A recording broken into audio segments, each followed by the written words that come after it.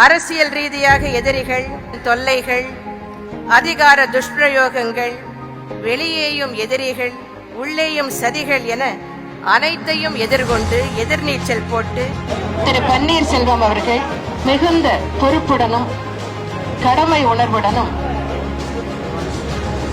நடந்து கொண்டிருக்கிறார். அப்படிப்பட்ட ஒரு தூய தொண்டரை பெற்றிருப்பது என்னுடைய பாக்கியம் என்றே நான் கருதுகிறேன். இது முடிவுள்ளடா,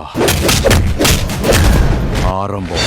கால் நூற்றாண்டை நெருங்கிக் கொண்டிருக்கும் இந்த இடைவிடா பயணத்தில் எத்தனையோ தடைகள், எத்தனையோ குறுக்கீடுகள், கற்களையும் முட்களையும் கடந்து வந்த பயணம் இது.